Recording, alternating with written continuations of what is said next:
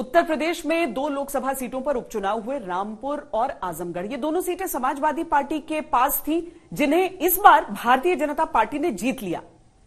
और पार्टी इस बात पर जश्न नहीं मना रही, बल्कि यह सोच रही है कि अगले लोकसभा चुनावों में यूपी की 80 सीटों को कैसे जीता जा सकता है।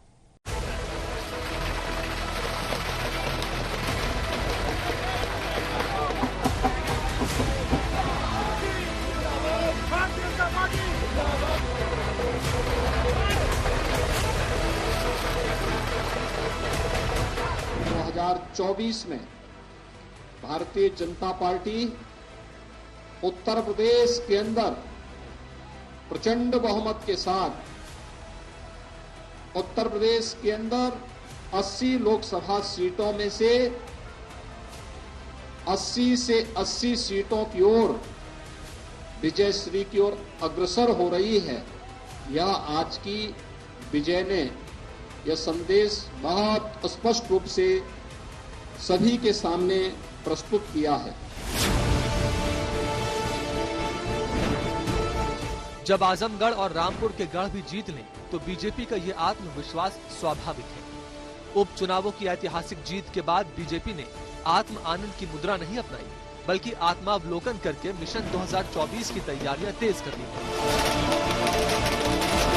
जनता जनार्दन के आशीर्वाद ने इस विजय श्री के माध्यम से उत्तर प्रदेश के अंदर 2024 की विजय श्री के लिए एक दूरगामी संदेश भी दिया है।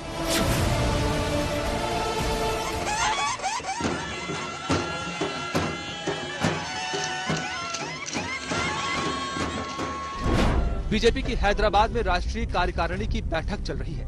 बैठक में जय विजय की गूंज सुनाई दे रही है।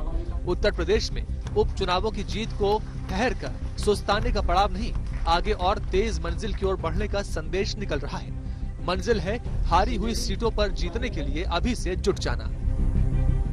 रामपुर और आजमगढ़ जो समाजवादी पार्टी के महत्वपूर्ण गढ़ थे, जहां उनके बड़े नेता आजम खां और उधर अखिलेश यादव ने सीटें छोड़ी थी, उन सीटों पर कब्जा कर लेना, ये सीधा मुझे संकेत लगता है कि भारतीय जनता पार्टी इस लक्ष्य को पाने के लिए 80 को जब उसने आज से 6-8 महीने पहले ये बात कही, तो निश्चित रूप से आजमगढ़ और ये उनके मस्तिष्क में रहा होगा, वो उन्होंने किया। तो उनकी जो रणनीति है, तो ये थोड़ा कठिन तो जरूर है, लेकिन भारतीय जनता पार्टी के लिए असंभव नहीं है। समाजवादी पार्टी पूरी तरीके से बिखर चुकी है।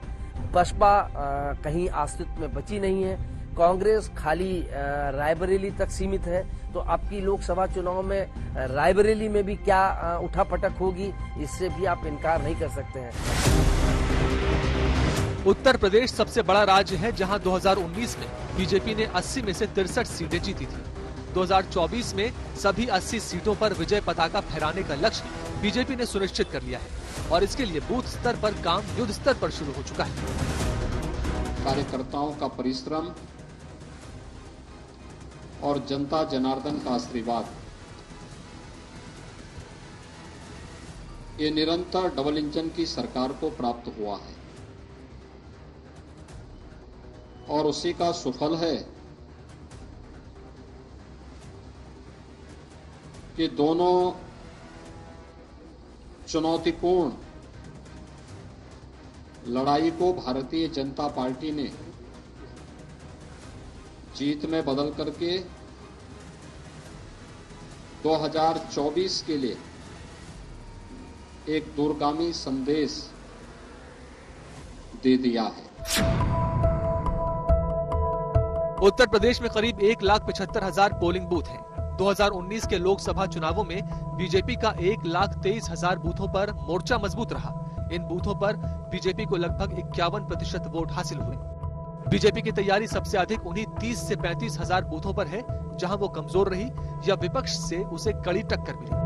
4-5 सीटें 6 सीटें ऐसी थी उत्तर प्रदेश की कि जिसको कि ये समझा जाता था, चाहे वो आप मैनपुरी की ले लें, रायबरेली की ले लें, रामपुर की ले लें, आजमगढ़ की ले लें, ये ऐसी 4, 6, 8, 10 सीटें थी कि जिसमें कितनी भी विषम परिस्थितियां हों, ऐसे में ये विपक्ष के पास रहेंगी।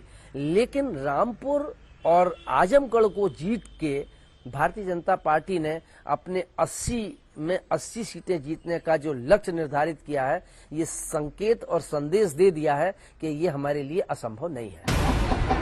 आजमगढ़ और रामपुर की जीत ने बीजेपी को ये रास्ता दिखा दिया है कि अगर चुनावी रणनीति मजबूत हो तो विपक्ष के अभेद्य किले भी जीते जा सकते हैं, भले ही उन पर जाति संप्रदाय की राजनीति हावी क्यों न हो।